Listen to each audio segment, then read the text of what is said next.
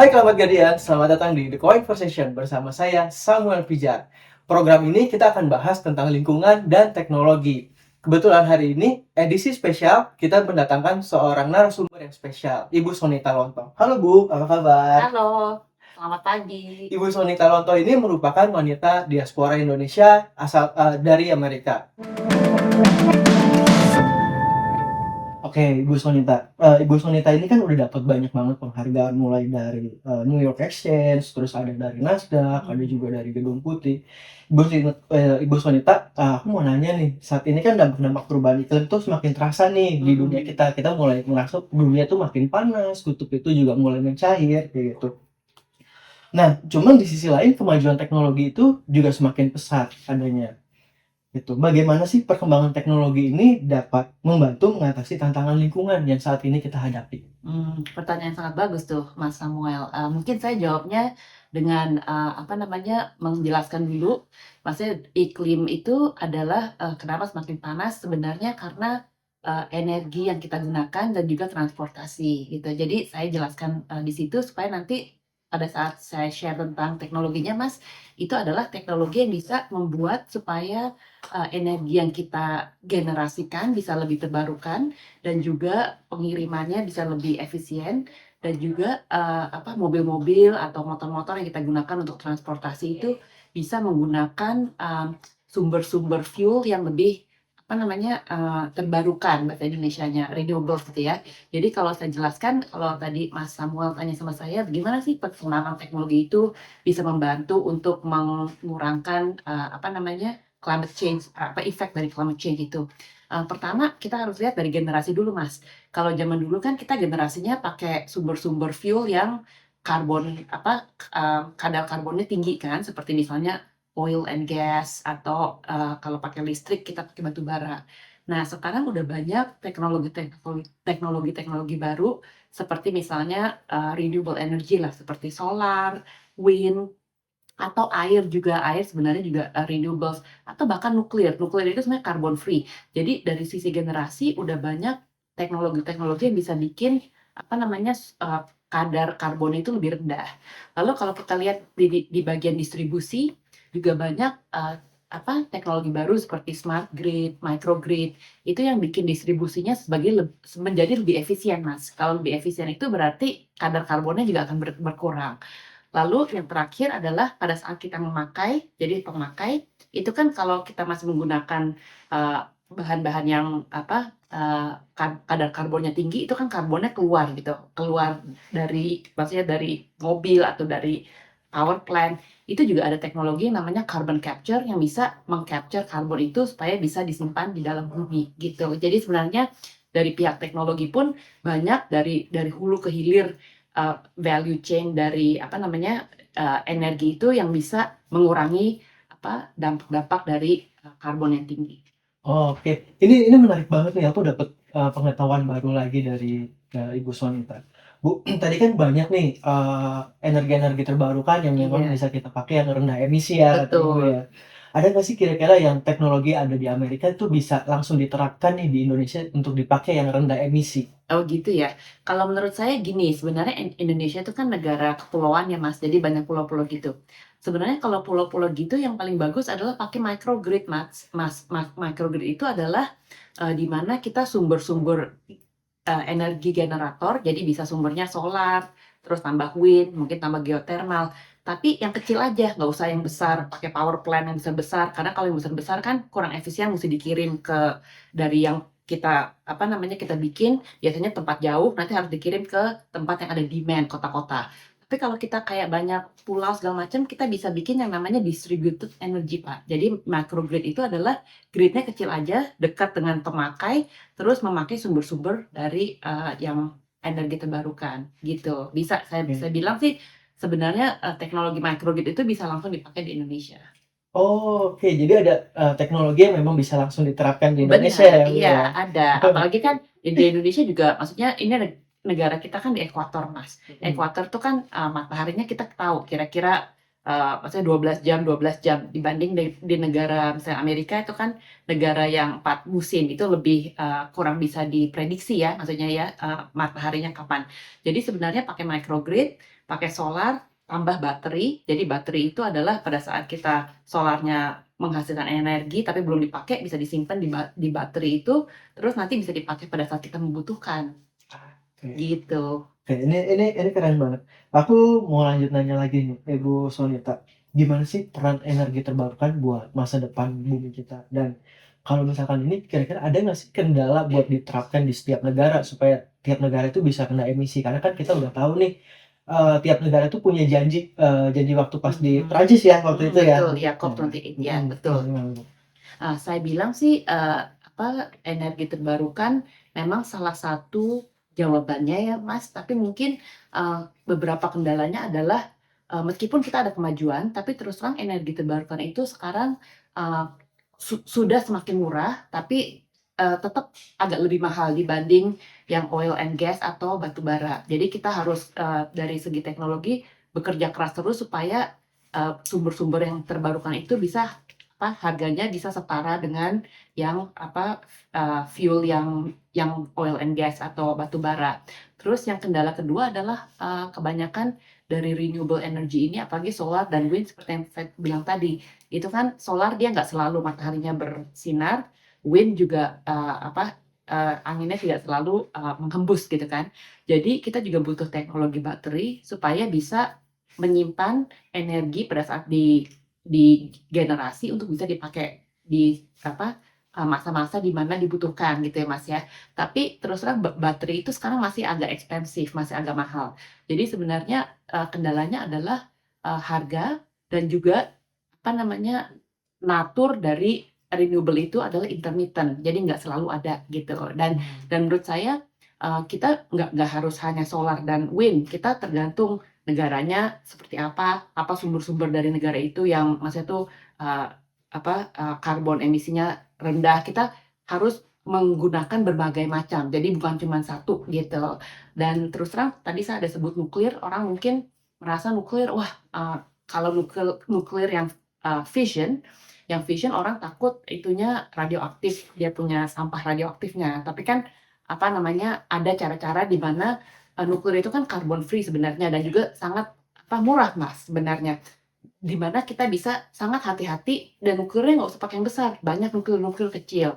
Nah, terus di Amerika juga ada yang namanya nuclear fusion, tapi mungkin kita masih agak jauh ya untuk, peradaban manusia mungkin kita masih 50 tahun, 100 tahun lagi. Tapi kalau kita bisa punya nuclear fusion, Mas, itu seperti punya matahari. Nuclear fusion itu adalah seperti bintang, itu kita bisa punya energi terbarukan selama 5 miliar tahun, Mas. Jadi kalau peradaban manusia bisa sampai ke nuclear fusion, kita udah dalam perjalanan ke situ, tapi mungkin masih 50, 100 tahun lagi, ini semua, masalah-masalah tentang karbon ini akan teratasi gitu. Oke, Iya, aku tertarik banget nih. Tadi kan kata Ibu ada, energi nuklir, nuclear iya, fission, berarti memang itu ada bisa fission juga, ya iya, bisa dipakai untuk di masa depan ya. iya, Dan tiap negara itu penerapannya pasti beda-beda nih, ya betul, tergantung ada kayak, tenaga surya atau misalkan dia bisa pakai angin. iya, Nah, Ibu Sonita kan background-nya teknologi, aku mau nanya lagi nih, Bu. Bagaimana sih teknologi yang terkait Internet of Things ini mhm. tuh bisa bantu kita nih dalam pemantauan dan pengelolaan lingkungan biar, perubahan iklim nggak semakin parah. Banyak sih, Mas, terus terang, use case-nya untuk IoT ya. Jadi mungkin buat teman-teman yang belum tahu IoT itu apa, pada dasarnya IoT itu adalah kita menghubungkan sensor dan intelligence dari banyak barang-barang barang-barang itu bisa di-connect pakai sensor yang smart, yang pintar, terus juga ada kemampuan intelijensi gitu ya. Jadi nanti bisa otomatis, bisa kayak berpikir sendiri, bisa menganalisa sendiri. Nah, aplikasi untuk, IoT gitu, kalau untuk bidang, mengurangi climate change, Mas, saya bilang sih banyak aplikasinya adalah di, bagian menambah efisiensi. Jadi salah satu contohnya bisa di berbagai macam bidang. Salah satu contohnya mungkin smart factory gitu misalnya ya. Jadi bukan energi, tapi factory. Jadi kita punya pabrik. Pabrik kan banyak mesin-mesinnya. Nah, terus kalau kita pakai IoT, itu nanti mesin-mesinnya bisa jadi jauh lebih efisien, Mas. Kalau jauh jauh lebih efisien kan berarti mengurangi energi yang digunakan dan juga mengurangi material yang digunakan. Jadi sebenarnya aplikasi dari IoT itu banyak sekali untuk efisiensi. Bisa efisiensi di pabrik, bisa efisiensi di apa namanya, power plant, bisa efisiensi di mobil, bisa efisiensi di kapal terbang, banyak sekali, aplikasinya. Tapi pada dasarnya adalah, kalau kita lebih efisien sistemnya, itu kita akan menggunakan energi dan material yang lebih kurang, dan dengan itu akan membantu untuk mengurangi climate change. Oke. Bu, kita tahu kan perubahan iklim itu tanggung jawab kita bersama Mhm. bareng. Nah, apa sih yang bisa dilakuin sama masyarakat kira-kira nih untuk, mendorong adopsi teknologi yang ramah lingkungan dan mempercepat, transisi menuju masa depan yang berkelanjutan? Oh gitu, banyak sih sebenarnya. Kalau saya sih, prinsipnya adalah, kan manusia tuh biasanya kita emang kita pengen mengurangin emisi, tapi kita juga pengen tetap apa ya, enjoy life gitu loh. Kita nggak mau kayak lifestyle-nya harus dikurangi karena mau ngurangin emisi. Jadi menurut saya mungkin yang gampang-gampang aja, Mas. Kalau misalnya kebetulan rumahnya bisa pasang solar panel, ya kita pasang solar panel. Terus kan sekarang juga udah banyak, apa namanya, kesempatan buat beli, apa, mobil electric vehicle ya. Kalau kalau, kebetulan kita, apa namanya, mobilnya mesti ganti, ya mungkin kita beli electric vehicle. Terus kayak barang-barang di rumah, apa, barang-barang yang elektronik gitu, itu kan juga udah banyak yang, apa namanya, energy efficient. Jadi kita, ya gitu, sebagai konsumen menurut saya kita nggak harus mengurangi, lifestyle, kita tetap bisa enjoy, tapi ya mungkin kalau ada kesempatan bisa membeli barang-barang yang lebih energi efisien, ya kita lakukan gitu. Oh, menarik Iya. menarik. Ibu, aku mau nanya nih, Ibu kan, nggak cuma aktif di dunia teknologi tapi bisa dibilang berprestasi lah. Banyak prestasi Ibu ada dari Gedung Putih, dari Nasdaq yang tadi aku udah notice. Nah, aku mau nanya, sebagai tokoh wanita Indonesia yang Mmm. aktif nih dalam bidang teknologi nih, menurut Ibu apa aja sih peran wanita dalam mendorong inovasi dan perubahan positif ke dunia teknologi maupun lingkungan? Pertanyaan bagus banget tuh, Mas. Kebetulan saya kayak 12 tahun yang lalu, saya pernah nulis artikel buat Forbes, saya waktu itu nge-research gitu loh, saya apa hubungannya perempuan dengan misalnya green teknologi ya. Terus saya, dari hasil riset saya itu, saya lihat bahwa perempuan itu lebih seneng kalau kerja di bagian teknologi atau sains yang ada unsur, apa namanya, unsur lebihnya gitu, Mas. Jadi maksud saya maksud saya dari unsur lebih itu kalau orang Amerika, panggil namanya purpose gitu. Jadi, pekerjaan kita itu bukan cuma misalnya mengerjakan atau menjual barang, tapi apa yang kita kerjakan atau jual itu ada unsur lebihnya gitu. Nah, jadi sebenarnya, banyak menurut saya, perempuan, saya di Indonesia juga mungkin, di Amerika juga, yang maksudnya itu masuk ke bidang teknologi atau bidang, apa namanya, sains, tapi dia pengen bekerjanya tuh di bidang yang ada purpose-nya, Mas, dan biasanya itu ya either energi atau healthcare. Nah, jadi kalau, perempuan itu lebih seneng bisa lebih lama gitu kerja di situ kalau dia merasa ada purpose gitu. Oh, oke, jadi karena ada purpose-nya itu ya, Bu, Iya, ya? betul. Jadi bukan cuma kerjaan doang, tapi kerjaannya tuh kayak ada maknanya Ada gitu. Iya, maknanya. betul. Oke, tapi aku mau nanya nih, Bu, selama Ibu berkarir nih di dunia teknologi, ada nggak sih, tantangan yang dihadapi oleh Ibu nih sebagai wanita karir di bidang teknologi? Menurut saya sih selalu ada aja ya, terus terang sih saya nggak pernah kayak mengalami yang diskriminasi yang saya tuh, di muka gitu ya, tapi mungkin kayak subconscious gitu, Mas. Jadi gini, kalau dulu kan, sekolah, kita mungkin perempuan, masih 50-50 lah di sekolah. Terus mungkin masuk, ke tempat kerja mungkin pertamanya atau jadi manajer ya mungkin masih 50-50 atau mungkin semakin tinggi biasanya sih perempuannya semakin berkurang, terus terang aja. Jadi kadang-kadang salah satu kendalanya adalah kalau kita perempuan tapi kita ada di tingkat tinggi, kadang-kadang kalau orang baru ketemu itu dia kira bukan kita gitu yang bosnya. Tapi saya sih nggak apa-apa kalau kayak gitu, soalnya nanti kan juga dia akan tahu. Jadi kendalanya kebanyakan sih yang saya hadapi, bukannya orang itu memang benar-benar mendiskriminasikan saya karena saya perempuan, tapi mungkin orang itu assume kalau saya datang ke meeting, saya sama teman saya misalnya yang laki-laki, meskipun teman ini mungkin bawahan saya, itu orang mungkin dia akan, apa, first assume itu yang bosnya yang laki-laki gitu, Mas. Gitu aja sih, karena terus terang semakin kita tinggi, saya lihat memang perempuannya jadi semakin berkurang, gitu. Oke, oke, menarik menarik. Nah, Ibu ada nggak sih sosok perempuan inspiratif, bagi Ibu pribadi nih, baik di bidang teknologi maupun di bidang lingkungan? Terus terang kalau saya sosok inspiratif sih saya biasanya sukanya gini, kita kan semua hidup, kita punya keluarga, kita punya lingkungan sendiri, terus ada tempat kerja, terus baru ada yang idola gitu ya. Jadi kalau saya sosok inspiratifnya, terus terang, kebanyakan sih orang-orang yang memang di lingkungan saya gitu, Mas. Soalnya ibu saya juga kebetulan, perempuan yang bekerja. Jadi dari kecil pun saya udah lihat, oh perempuan itu ternyata, bisa, maksudnya itu, menjadi ibu yang baik, tapi juga bisa bekerja juga gitu, nggak harus hanya ibu rumah tangga saja. Ibu rumah tangga juga oke, cuma maksudnya saya ada role model itu.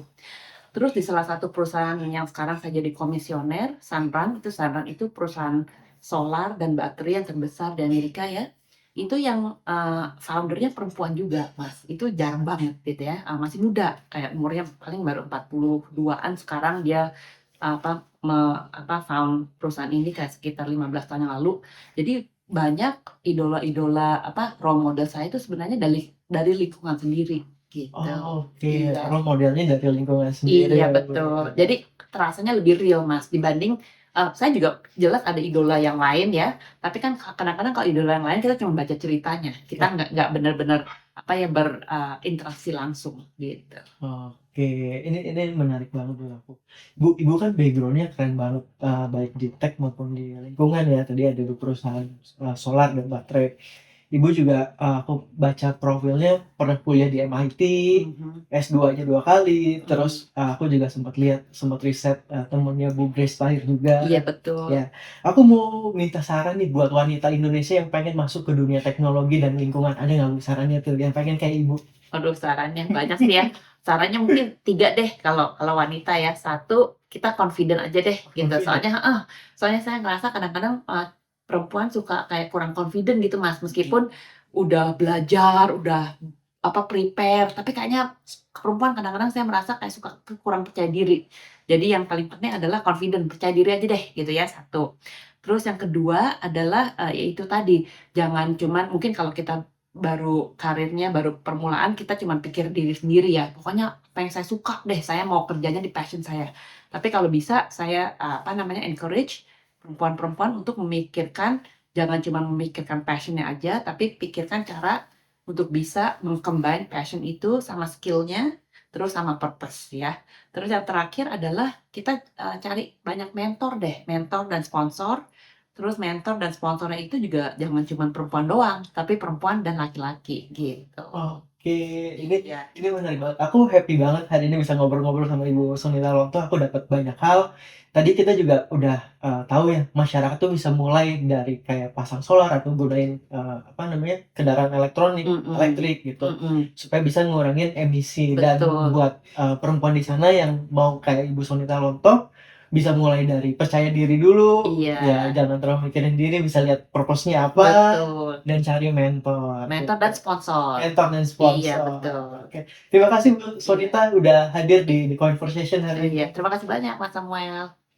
Oke, Climate Guardians, kita udah mensaksikan The Conversation. Hari ini kita udah belajar nih, kamu bisa mulai kontribusi dari sekedar pakai solar panel. Terima kasih Bu Sonita udah hadir di The Conversation. Mungkin terakhir Bu, penutup untuk The Conversation. Iya, terima kasih juga nih teman-teman udah pada nonton. Saya sih, last word-nya adalah, ini kan climate, dunia ini cuman dunia kita cuma satu. Jadi kita semua, teman-teman semua, ayo kita harus sama-sama saving our tomorrow, gitu ya. Terima kasih.